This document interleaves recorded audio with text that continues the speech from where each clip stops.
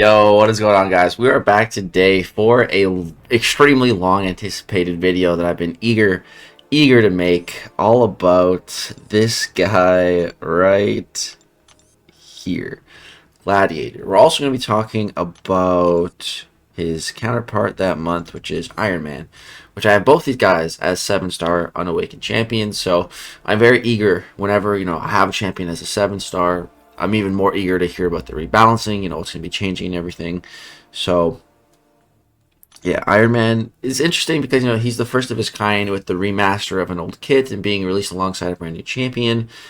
And then Gladiator, this is the very first time where we've had a extremely underwhelming Summoner's Choice champion.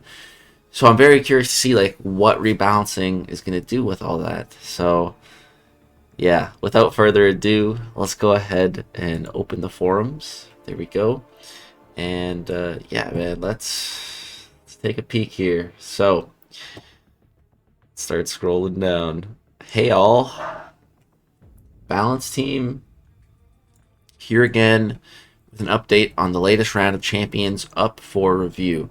Gladiator and Iron Man. So let's start with Gladiator. As the Summoner's Choice champion, many people were excited to see Gladiator join the contest. He was geared toward being a fun and effective attacker with a couple defensive tricks if you blocked those pesky special 2s. After reviewing his performance since release, we're seeing that Gladiator has come up short of his goals.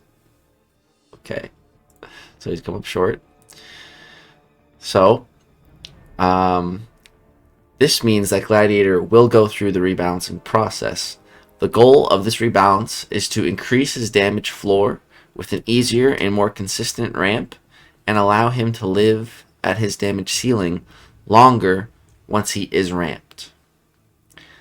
So that's all they say there, which, doesn't really give us a ton, but hey man, Gladiator is getting buffed. He's gonna be rebalanced. He's only gonna get better. All right. So, which I mean, that's what we all at least I think expected. If he didn't get any better, there would be a genuine problem. So yeah, this is good, really good news. I'd hope to hear maybe a little bit more, maybe a little bit special treatment because he is the Summoner's Choice champion. The whole thing with rebalancing is that, it's not really about, some people were hoping for an overhaul when it came to Gladiator's kit or that type of thing. Or just, really big changes, maybe minusing, subtracting of some abilities and adding some completely different abilities. But, the whole thing with rebalancing is that that's not what it's meant for. It's meant to make slight changes, very slight, mainly number changes, that type of thing.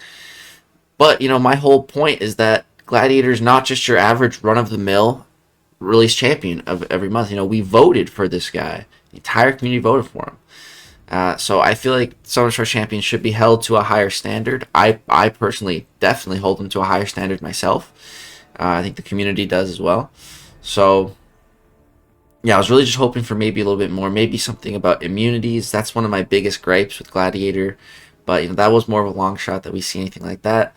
Still, the possibility is there. We don't know. This is very vague, on what the actual changes are going to be.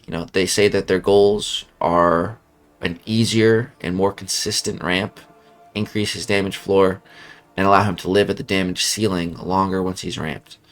So, I mean, yeah, he's only going to get better. How much better, though? How much better is it going to be, the end goal, the end result? To put into perspective, we've had, I'd say, one of the best cases of rebalancing, with Shuri.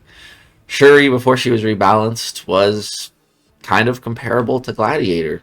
Just I don't say terrible champ, but just a champ that no one really liked that much, no one really used much, no one really talked about. And then rebalancing happened, and all of a sudden, Shuri has become, one of the most powerful 7-star tech champions in the game. She's probably the most rank 3 tech champion in the game. Personally, I have her at 7-star rank 3. So, if Gladiator can get that type of treatment, if they can make enough meaningful changes with his kit to turn him into like the Shuri situation, I'd say that's like the best case scenario. The worst case scenario is going to be something like Sandman, I think, where he gets an initial maybe rebalancing, and maybe it's too good. Maybe it's too good, and then Kabam tones it down, and then he gets released, and it's like a Sandman. So I feel like, yeah, I feel like that's the scale, really. Best case Shuri, worst case Sandman. Where is he going to land? Probably it's going to be somewhere in the middle, but yeah, man, I can't wait to actually get my hands on and play test whatever the changes are. And if I'm able to upload content on that, I will.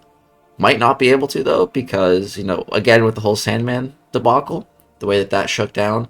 But I think we'll still be able to share that type of gameplay once we're allowed to. And yeah, I'll definitely bring that to you guys, because I'm very curious to try any changes that they make with Gladiator. Alright, let's go ahead and move on now to Iron Man. So, Iron Man's revamped suit came with some potent upgrades aimed at upgrading his damage, countering some of the more annoying mutant defenders out there, while also keeping the tools of his old suit in his arc overload and armor breaks. So far, we're happy with how he's performed across the battle realm, especially as an efficient attacker on Path 6 of Alliance War.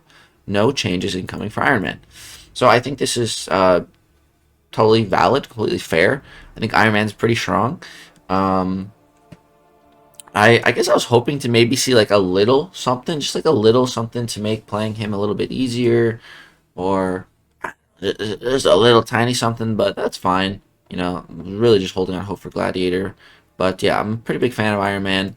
I spent like, was it like 7,500 units on the 4-5 gem for the 6-star, which I regret a little bit now that I have the 7-star, but I am a big fan of Iron Man. I brought him to an Acropolis path as well that he kind of came in clutch for the Storm Pyramid X.